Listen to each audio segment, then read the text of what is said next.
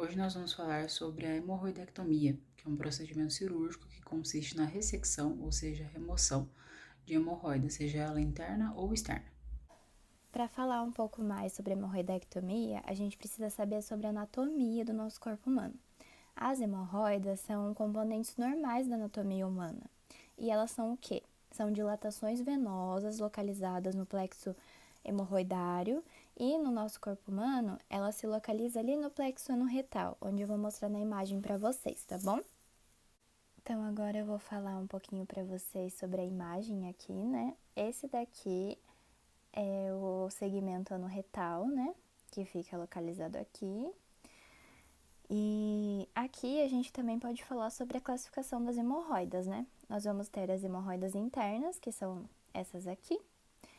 Elas são localizadas no endoderma e elas possuem epitélio colunar e inervação visceral. Já as hemorroidas externas, elas são localizadas no ectoderma e possuem o epitélio escamoso e inervação somática. E então, a gente também vai ter as hemorroidas mistas, que são aquelas que ficam misturadas. As classificações, elas são misturadas. Então, agora, a gente pode falar o que é uma doença hemorroidária. Ela é uma lesão degenerativa dos elementos de sustentação e suporte, e essa degeneração da sustentação e suporte vai ocasionar a queda das hemorroidas, que estão ali na parte interna do ânus, para o lúmen do canal anal. E o que vai acontecer? A gente vai ter uma dilatação dos coxins submucosos anais, a gente vai ter disfunção dos esfíncteres anais e também vai ter o deslizamento dos coxins submucosos de sustentação para fora desse lúmen do canal anal. Então, é isso aqui que vai acontecer. A gente vai ter os elementos de suporte vão se degenerar e aí vai acontecer a queda da hemorroida para fora do lúmen anal. E é isso aqui, ela tá interna e ela vai ficar externa, certo? Vamos falar um pouquinho sobre os fatores predisponentes para a doença hemorroidária, né? Então, a gente vai ter hereditariedade, a gente vai ter a gravidez, a gente vai ter uma postura ereta, esforço evacuatório, quando a gente faz força para evacuar, a gente pode estar dando chances de acontecer a doença hemorroidária, né? Diarreia crônica, tumor pélvico e outros fatores. E aqui eu trago um dado para vocês, que é de que 50% das pessoas com mais de 50 anos são portadores da doença hemorroidária. Agora sobre os sintomas. Então, a gente pode ficar ligado nesses seguintes sintomas: sangramento, desconforto, prurido, edema, dor e secreção, que a gente pode chamar também de mucorreia. Agora, falando um pouquinho mais sobre a hemorroidectomia, a gente vai falar sobre o porte da cirurgia. Ela é uma cirurgia de médio porte, por quê?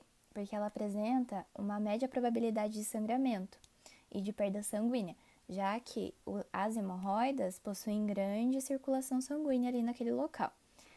Sobre o grau de emergência, ela é uma cirurgia eletiva, porque é um tratamento cirúrgico proposto e pode ser programado, né?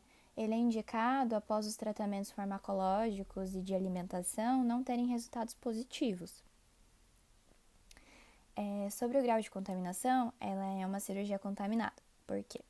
Porque ela apresenta uma colonização de microbiota bacteriana bastante abundante, já que a gente está falando ali da porção anal, né, do nosso sistema. Então, ali a gente tem muita bactéria.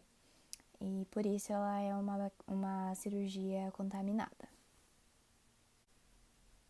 Agora, falando sobre as posições cirúrgicas, eu coloquei 3 posições aqui, porque não achei de certo qual seria o padrão ouro, mas acho que depende muito do caso do paciente também, né, e a disponibilidade dele.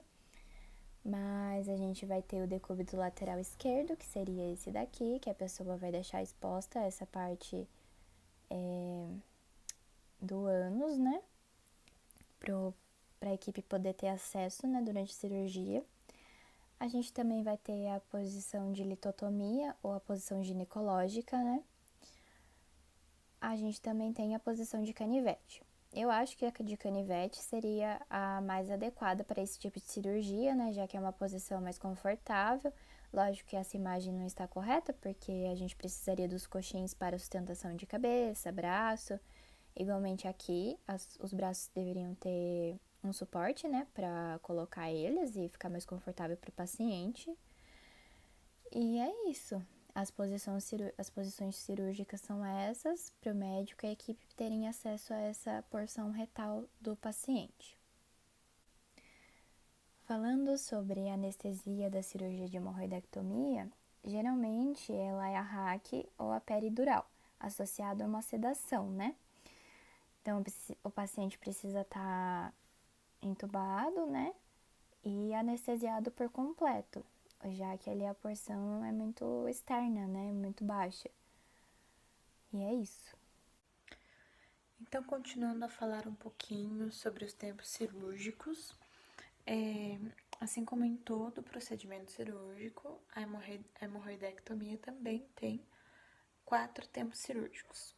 Iniciando então pela diérese, que é o corte, a secção ou a separação da pele para chegar numa região onde é necessário para aquele procedimento.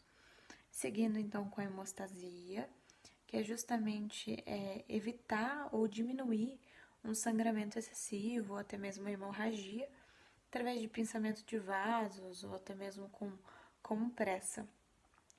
Daí depois nós seguimos com a exerese ou a cirurgia propriamente dita, que é o tempo cirúrgico onde a gente realiza o procedimento para o qual a gente iniciou esse corte, esse procedimento.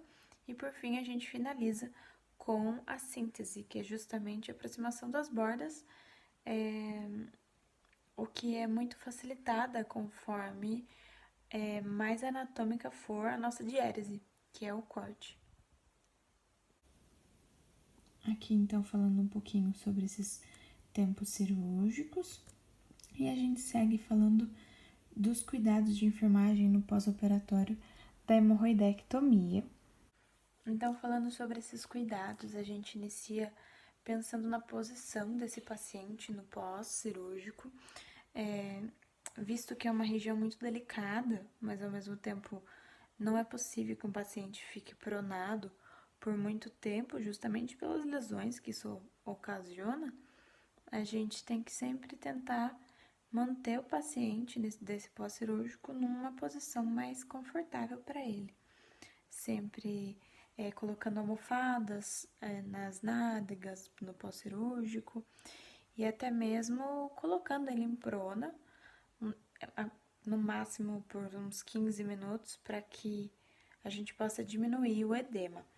Outro cuidado é que a gente tem que ficar atento à hemorragia, ao choque hipovolêmico, monitorar os sinais vitais a cada 12, 4 horas, conforme rotina da RPA, vai verificar e anotar o balanço hidroeletrolítico e vai verificar se tem sinais de déficit de volume líquido, né, de líquido, para que esse paciente não tenha uma perca muito grande de líquido.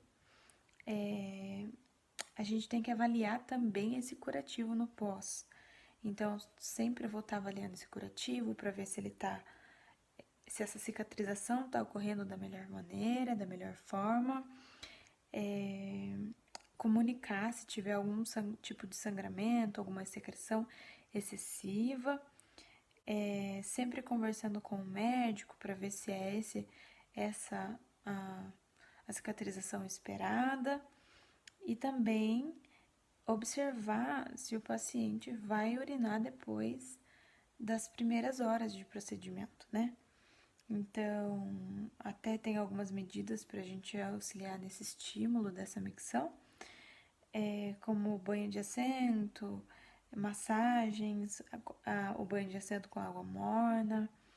E a gente só vai, então, cateterizar esse paciente com um catéter vesical de alívio ou de demora, se outras medidas não conseguirem estimular essa micção espontânea e natural. E é isso que a gente precisa se atentar nesses cuidados no pós-operatório da hemorroidectomia.